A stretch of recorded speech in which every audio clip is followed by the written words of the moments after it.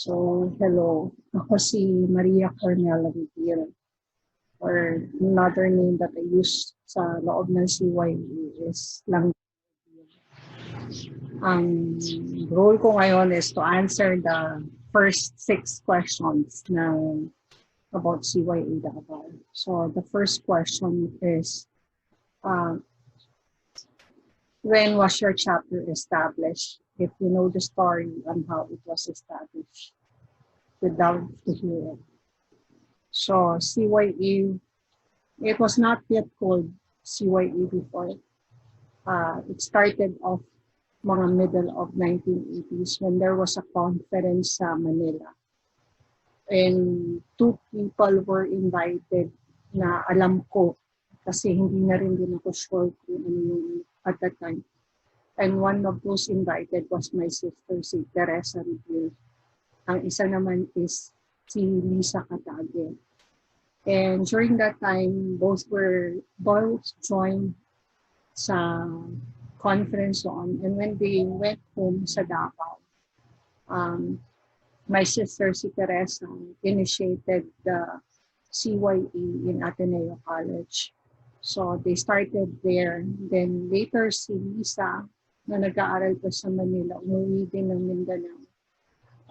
Especially dito sa Davao. So what she did was, she also joined the group. And they started it off. So nung panahon na yon, me personally, I was still in high school. I did not join. I was not interested in joining then. But later I joined it on 1989 when I joined the second Mindanao Conference in Iligan City. So when I was there, I was excited. So sabi ko, I wanted to be part of CYA na. And at that time, they did not call it CYA, they called it Vessels of Christ. So VOC. But sadly, during that time, nawala yung grupo. So pagpasok ko. But the Lord made a promise that when it begins again, I will be part of it. So I met this particular missionary because my mother was working sa YWAM as a bookkeeper. Ang mga missionaries ng YWAM, especially the Catholic ones, became family friends. So they would often go to the house. So yung isang missionary, si Brian Mahoney, who knows CYA as well, at kilala niya yung mga brothers, asked me to join him in beginning CYA. So I was excited. So I was already working part-time sa University of Mindanao by 1992. And he said, let's begin it by permission with the people in Manila, with the brothers and sisters. We had the first CLS.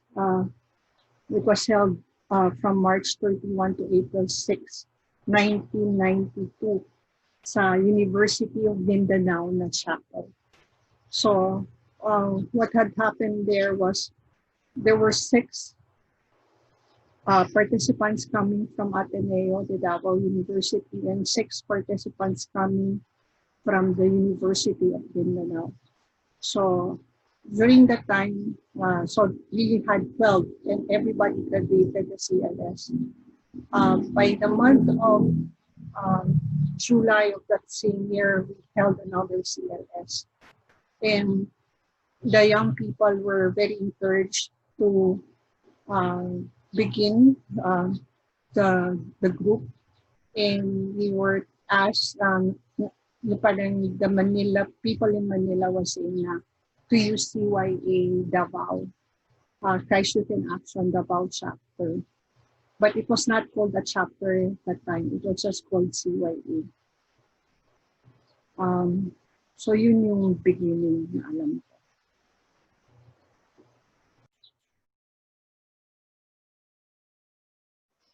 Now, for the second question, how many suffers did your chapter started with? Basically, ako. I did not call myself a staffer at the time. It was just I loved the Lord and I wanted to build up a yung parang a community wherein young people could love God. So, si Brian, the Y1, he also, after he left, uh, after finishing the CLS, the first batch ng CLS, he left by the month of May kasi mag-aasawa siya, bumalik siya ng Ireland. So lumabas, naiwan sa akin yung grupo. And at first I was thinking he would be the one taking care of CYA. But it did not happen that way. So it was a struggle for me because yung teaching nga that dapat brother ang mag-lead, it was also on some of the issues of the brothers at the time na bakit ako yung babae. But there was a lot of discussion during that time na if I should be given a certain position. So, pero nagsulat, we received a letter from Manila. Tapos sinabi doon na the person or the leader that would be recognized was me. I was not called a chapter head nor a chapter moderator, but I was then called the provincial leader. So it was one of the things na babaeng nag-lead because it was just beginning at the time. And the national director was si Rohel Plata. Siya na yun. Tapos ang national administrator at the time was si Jake. Yeah. So sino yung mga speakers namin? Speakers during that time was mga partners in missions because at the time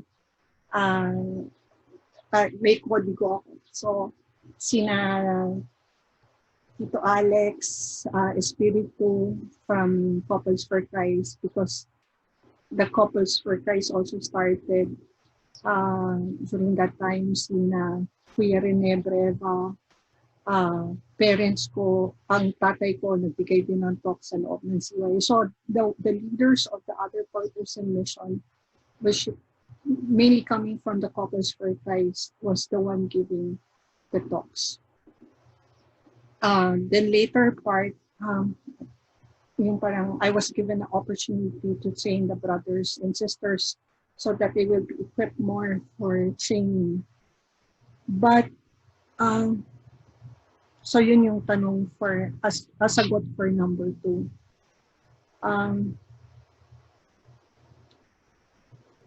Pero yung first na CYA na naging bunga ng CYA Davao was si Christina Perez. She's a chemical engineer, a graduate of the University of Mindanao.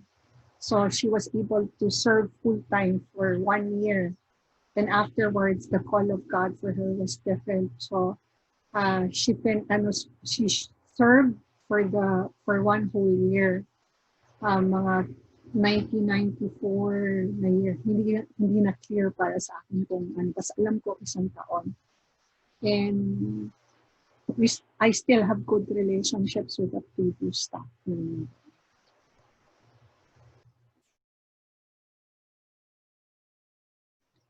For the third question, so I'm not that clear with this. Pero yung tanong kasi, who was the first staffer assigned to your chapter? Since everything was beginning during that time, what I remember, who was the one taking care of me na galing sa labas sa Manila was si Rohel Plata. He was the one following up, giving direction, sharing his vision, what he wanted to see.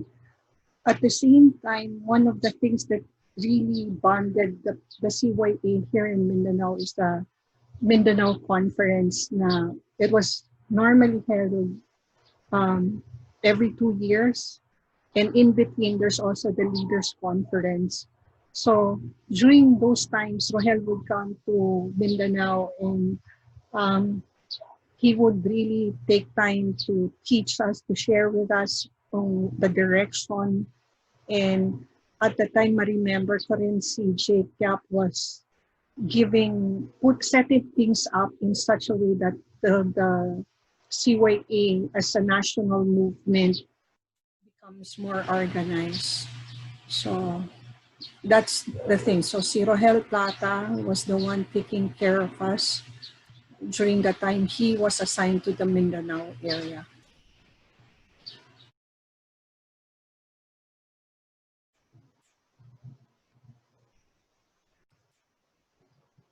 Okay, so for question number 4, who was your first chapter head? As I said before, when we began in 1992, there was no such position as chapter head.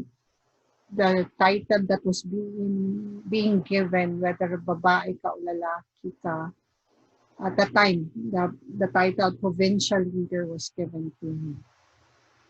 It was only later part sa panahon uh, ni Jake Yap, or the latter portion that the title chapter head and chapter moderator was given. So, but the way that we trained leaders, brothers, before was, kasi walang gustong kumuha ng posisyon, I placed them in a council of brothers. Tapos every month, every 3 months, I'm not so sure, I do not remember anymore. Basta they shifted to be the focal person. Like at the time, I remember ko na nandoon sa Council of Brothers was si Ronaldo Quindoy, si Joel Pasha, si Arnold Pastoriza, then si Eddie was not there as well. Basta yun yung 4 na ma-remember ko. But there were, so ang nangyayari niyan, may specific months na kunyari si Arnold Pastoriza, siya yung pinakataas. So he has the final say. But the rest of the brothers will be there to support. So sunod na naman si Joel Pasha. Then the next, it will be si Ronaldo Quindoy. So, but they have specific areas na binibigay sa kanila. So, but as far as I can remember, the first possession na yung title na chapter head, it was given to Eddie Aguilar. So he was the first one who had that particular possession.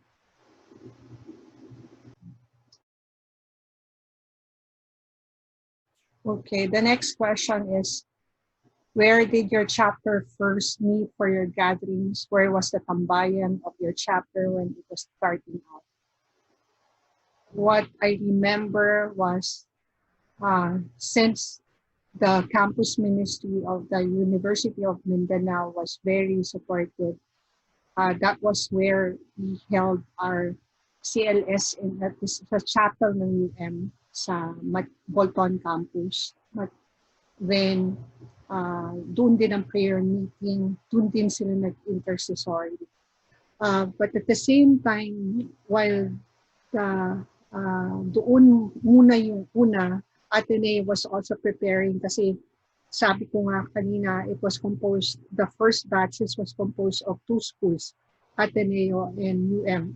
Since the prayer meeting is being held in UM, gusto din ng Ateneo na magkaroon sila, and it happened naman. They held it in the classrooms sa Ateneo. Pero sa UM, it was more on sa campus ministry chapel. Doon nangyayari. So yun na ang question number 5.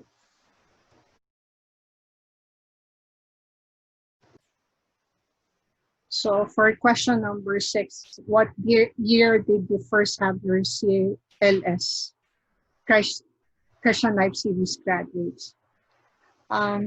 Just as I shared kanina, the first, it started off March 31. It was only held for a week during summer of year 1992 with six coming from University of Mindanao, tapos kahalusan ng ano na yung mga engineering ang ang estudyante. Then the other six sa Ateneo naman, and majority sa kanila was accounting students na mga participants. But on that same year, in July of 92, kasi it happened on a summer, on July of 92, another CLS was done. So, and there, ang majority was coming from Ateneo. So that's the reason why of that same year, prayer meetings were being held already in Ateneo.